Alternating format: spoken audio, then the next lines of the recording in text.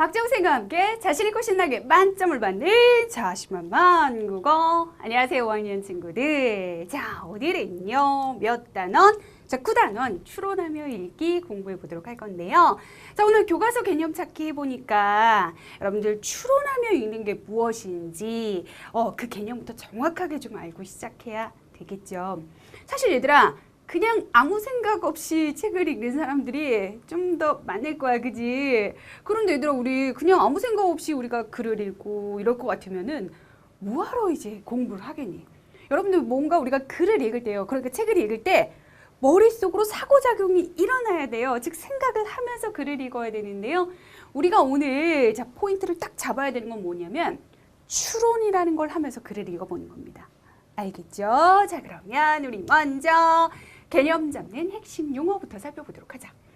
자 여기 지금 보니까 여러분들 이런 책 특별히 좋아하는 친구들 있어요. 이렇게 막 범인 찾는 그런 책들 있잖아. 추리소설 막 이런 거 좋아하잖아. 그치?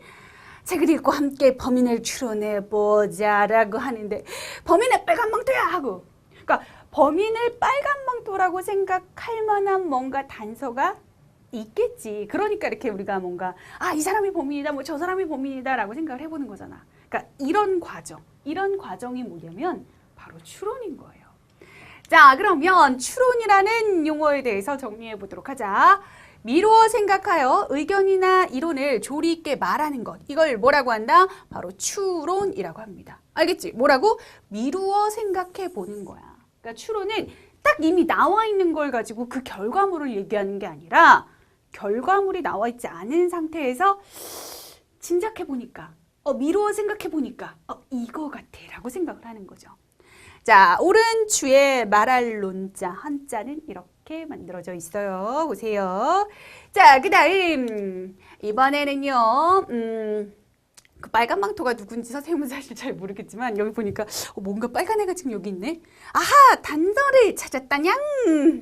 자 여기 지금 보니까 피를 뚝뚝뚝뚝 이게 피야? 얘가 오이 뭐 호박 이런 거 보니까 얘 토마토 같은데 그치? 자 뭐 어쨌든 뭐 이런 얘기입니다. 단서를 찾았다는 게 중요한 거예요. 여기서는 단서. 이 단서가 바로 무엇이냐? 자 그렇다면 단서. 어떤 문제를 해결하는 방향으로 이끌어가는 일의 첫 부분. 그러니까 어떤 문제를 다시 읽어야겠다. 해결하는 방향으로 이끌어가는 일의 첫 부분. 알겠죠? 그러니까 우리가요 어떤 문제를 딱 직면했을 때, 즉 문제가 닥쳐왔을 때 그 문제를 해결할 수 있을 만한 그 첫 부분. 그게 바로 뭐라는 거야? 단서. 뭔가 단서가 있어. 왜 얘들아 범죄 사건이 일어나면 좀 무서운 얘기긴 하지만 범죄 사건이 일어나면 막 경찰들, 막 형사들이 수사를 하잖아요. 그때 뭐 이렇게 현장에 남아있는 증거, 단서 이런 것들을 가지고 범인을 추론하잖아. 이게 바로 추론이고 또 그 추론에 도움이 되는 게 바로 지금 보는 단서라는 거예요. 알겠죠? 자, 발을 단자에 실마리 섰자 한자도 함께 참고해 두세요. 자, 그럼 이런 핵심 용어를 가지고 이제 우리 본격적인 개념 출발해 보도록 합니다. 자, 먼저 개념 첫 번째, 내용을 추론하며 글을 읽는 방법. 지금 이 첫 번째 개념이요. 사실 이 9단원에서 가장 중요한 바탕이에요. 그래서 선생님이 미리 좀 별표를 해줄게. 그러니까 여러분들 지금 선생님이랑 살펴보는 첫 번째 개념을 잘 이해하면 이것만 정확하게 머릿속에 잘 집어넣고 있으면 뭐 뒤에 보는 뭐 두 번째, 세 번째 이 개념들은 사실 여기에 덧붙어서 뒤따라 나오는 애들이야. 알겠지? 자 그럼 먼저 추론이 무엇인지부터 다시 한번 살펴보도록 합니다. 추론이라는 것은요. 이미 알려진 정보를 근거로 해서 즉 아무것도 주지 않고 추론해라 라고는 하지 않아. 어느 정도의 정보를 미리 주는 거죠. 그러니까 미리 알려져 있는 정보가 있는 거예요.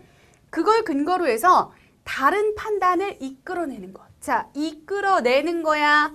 그래서 추론이에요. 알겠죠? 그래서 여러분들은 글을 읽을 때 글에 이미 나와 있는 내용을 근거로 해서 나와 있지 않은 내용까지도 생각할 수 있어야 된다는 겁니다. 그게 바로 추론하며 읽기가 되는 거죠. 자, 그럼 추론하며 읽기가 무엇인지 다시 한번 확인해 보도록 하자. 추론하며 읽기. 글에 직접 드러나 있지 않은 부분을 앞뒤 사실로 미루어 생각하여 글을 읽는 거예요. 선생님이 좀 전에 설명한 거 다시 한번 정리된 걸로 보는 거죠. 그러니까 추론이라는 게 뭔지 안다면 추론을 하면서 읽는 것도 뭔지 알겠죠? 글에 나와 있는, 즉 이미 알려진 정보를 바탕으로 해서 나와 있지 않은, 즉 다른 판단들, 다른 사실들을 미루어 생각해 보는 겁니다. 그러면서 글을 읽는 게 바로 추론하며 읽기예요. 뭐 앞부분 내용 보면서 뒤에 이런 내용이 나오겠다 미리 짐작해 보면 그것도 추론이 되는 거겠고, 등장인물의 말과 행동을 보면서 이 인물이 왜 이렇게 행동했을까 이런 걸 생각해 보는 것도 역시나 추론해 보며 읽기의 한 방법이 되는 거죠. 자, 그러면 추론하며 글을 읽는 방법 여기 정리되어 있네. 추론하며 글을 읽는 방법. 이 지금 전체 내용이 별표인데 다시 한번 여기는 또 다시 별표를 할 거야.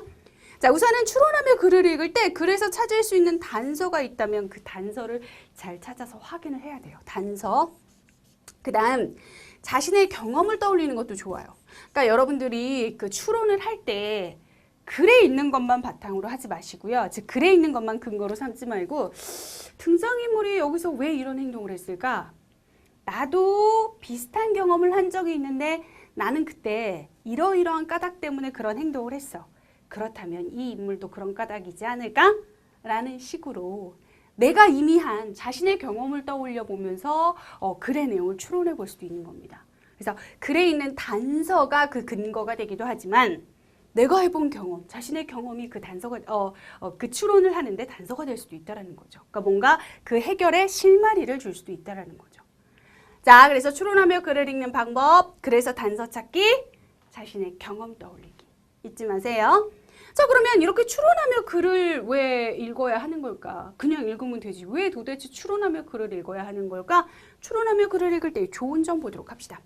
자, 이렇게 추론을 하면서 글을 읽으면 글에 대한 이해가 깊어져요. 그러니까 더 깊이 있게 이해할 수가 있어.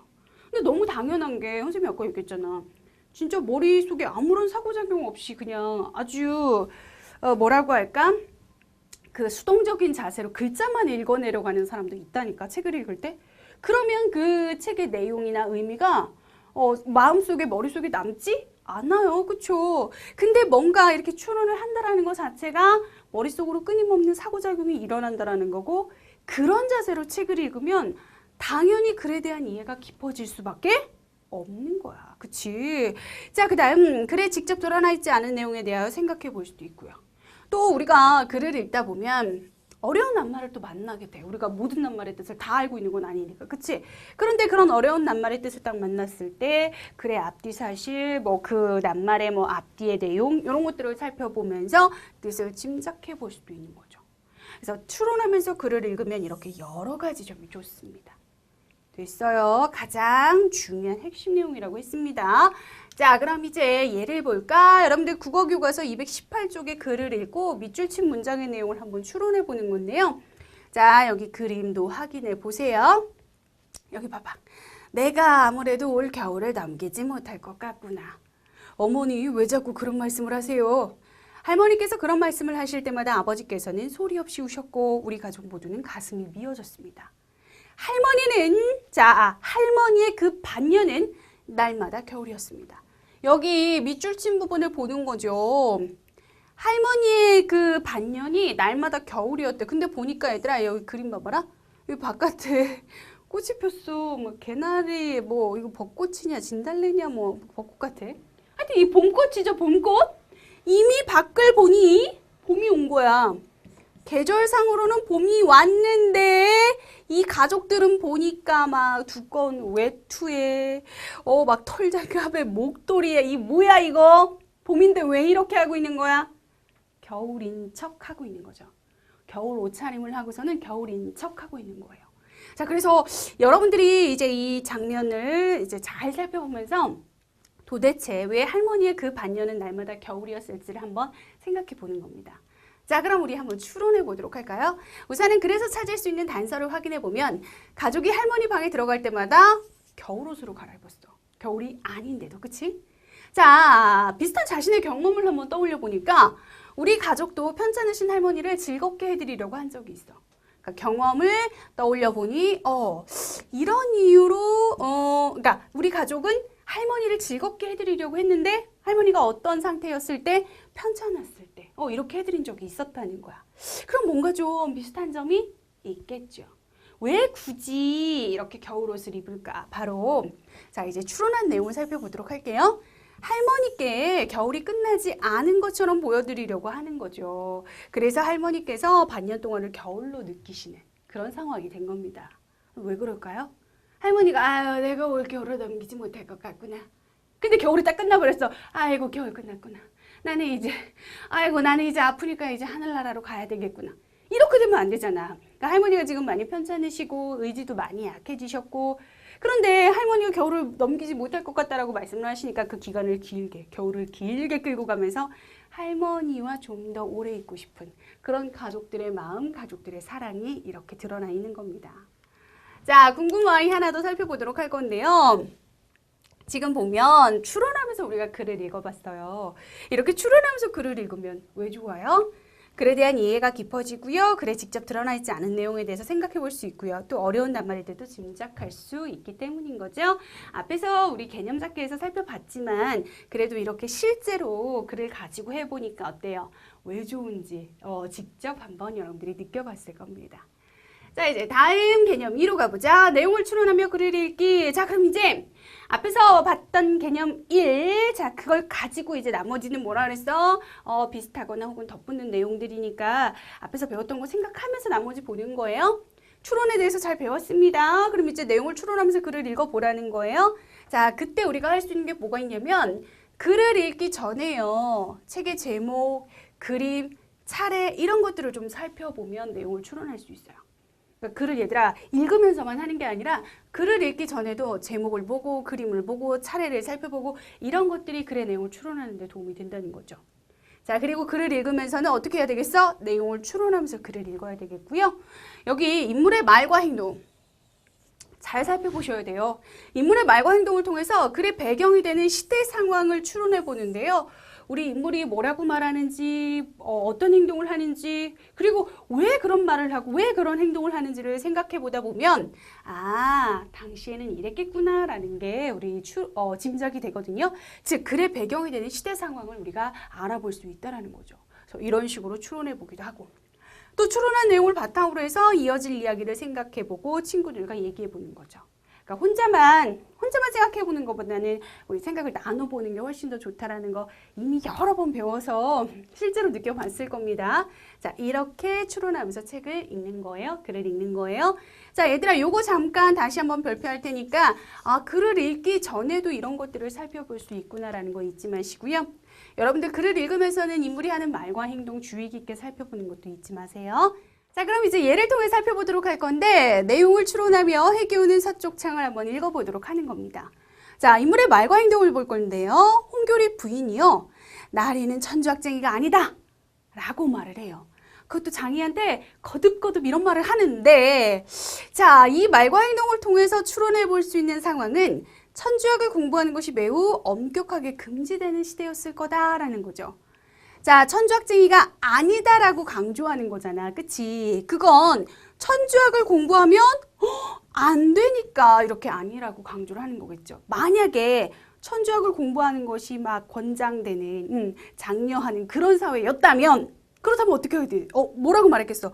우리 나리는 천주학쟁이야 라고 말했겠지. 정말 자랑스럽게 말했겠지. 근데 그게 아니잖아. 아니라고 강조하는 건 이게 바로 금지되어 있기 때문이었던 거죠. 그 다음 장이가 위험을 무릅쓰고 홍교리의 집으로 가서 천주학에 대한 책들을 급히 찾고요. 홍교리의 부인이 강서방에게 그 책들을 아궁이로 가져가서 태워 흔적을 없애라고 했어요.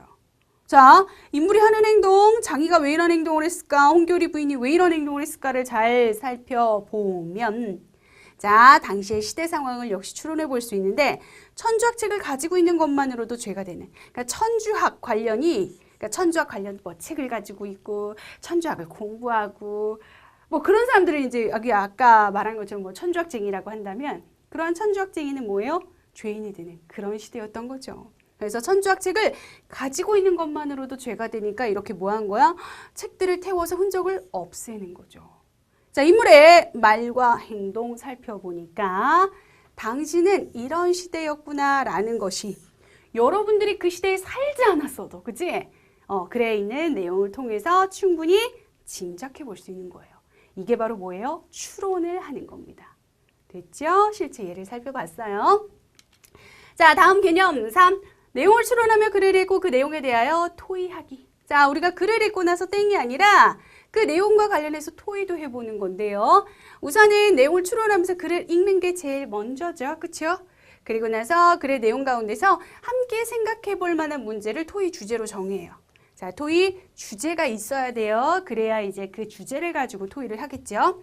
토의 주제에 대한 자신의 의견과 그렇게 생각한 까닭을 정리해 보는 거예요. 그러니까 토의 주제를 정했으면 그에 대한 자신의 의견이 무엇인지를 생각해 봐야지.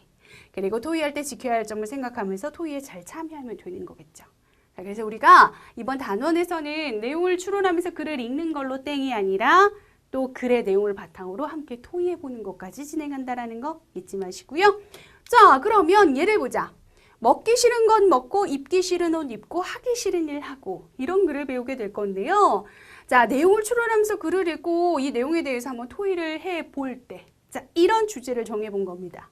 물건을 아껴 쓰자. 자, 이런 주제를 정했다라는 건 이와 관련된 내용이 글 속에 나온다라는 거지. 자, 그러면 이제 이런 주제를 정했으니까 여기에 대한 자신의 의견. 의견 뭐예요? 학용품의 이름 쓰기를 실천하면 좋겠다라는 의견을 정했어. 그러면 왜 그렇게 생각하는지 그 까닭 학용품의 이름을 쓰면 잃어버려도 다시 찾을 수 있기 때문이다. 이런 식으로 자신의 의견을 뒷받침할 수 있는 까닭도 함께 생각해서 토의에 참여하면 되는 거겠죠. 자, 여기 궁금하게 한번 살펴볼 건데요. 토의 주제를 물건을 아껴 쓰자로 정했는데 왜 그랬을까? 지금 이 글의 내용을 읽어보면은요, 백선행이라는 인물이 나오는데 백선행은요, 자신을 위해서는 거의 돈을 쓰지 않으면서 열심히 모은 돈을 아낌없이 사회에 기부하는 이런 인물입니다. 그래서 여러분들이 이 글을 읽으면 아, 나도 좀 저렇게 백선행처럼 근면절약하는 그런 삶을 살아야 되겠구나. 얼마나 아껴 쓰는지 몰라. 굉장히 아끼고 절약하고 그리고서 모은 많은 돈은 남들을 위해 쓰고, 그치? 그래서 자, 이 글의 내용을 잘 읽어보니 물건을 아껴 쓰자라는 주제를 정해서 토의를 해보면 좋겠다라는 생각을 하게 됐던 거였죠. 자, 그래서 얘들아 잊지 말아야 되는 것은 뭐냐면 토의 주제를 정할 때 글의 내용과 관련지어서 정하는 거. 그게 중요합니다. 알겠지? 자, 그럼 이제 우리 여러분들이 개념을 잘 이해했는지 개념 잡는 확인 문제 들어가 보도록 하자. 자, 먼저 네모 안에 들어갈 말을 찾아볼 건데요. 이미 알려진 정보를 근거로 삼아 다른 판단을 이끌어내는 것. 이걸 뭐라고 합니까? 바로 추론이라고 하죠. 그렇죠? 정답은 그래서 몇 번? 3번. 뭐 이건 어렵지 않아요? 기본적으로 우리가 배운 개념 확인하는 문제였고요. 자, 다음은 어떤 방법으로 내용을 추론하며 읽은 것인지 알맞은 것을 동그라미하라 그랬어. 홍교리 부인이 나리는 천주학쟁이가 아니다 라고 거듭 이른 것으로 보아 천주학을 공부하는 것이 매우 엄격하게 금지되는 시대였던 것 같다. 누가? 홍교리 부인이 이렇게 말했어. 자, 그럼 보자. 책의 제목 차례를 살펴본 거? 아니죠. 인물의 말과 행동을 살펴봤기 때문에 이렇게 추론해 본 겁니다. 이런 말을 거듭했다라는 거. 아, 그렇다면 당신은 천주학을 공부하는 것이 매우 엄격하게 금지되던 그런 시대였구나. 자, 이게 바로 뭐예요? 인물의 말과 행동을 살펴서 추론해 본 겁니다. 알겠죠? 자, 다음 이제 내용을 추론하며 글을 읽고 그 내용에 대하여 토의하는 절차에 맞게 기호를 써보도록 할 건데요. 자, 가에서부터 라까지 쭉 한번 훑어보시고요. 어떤 순서로 해야 되는지를 생각해 보면 되는 거야. 가장 먼저 얘들아, 내용을 추론하며 글을 읽은 다음에 토의하는 거니까 가장 먼저 할 일은 내용을 추론하면서 글을 읽어야 되겠지. 그러면 내용을 추론하며 글을 읽는다 1번. 그 다음에 어떻게 돼야 돼? 자, 의견과 까닭은 주제가 있어야 정할 수 있는 거죠. 그래서 그 다음에 할 일은 주제를 정하는 거야. 자, 주제를 정한다. 이게 바로 2번. 그 다음 그에 대한 의견과 까닭을 정리하는 게 3번. 그 다음 토의에 참여하는 거죠. 이게 4번. 그럼 그대로 가져와 보자. 자, 제일 먼저 가. 그 다음 자, 다. 그 다음은 뭐예요? 나. 그리고 마지막으로 라. 이렇게 해서 가다, 나, 라의 순서가 되면 알맞은 순서가 되는 거겠죠. 자, 이렇게 해서 우리 문제까지 모두 풀어봤습니다. 여러분들 수고 많았어요.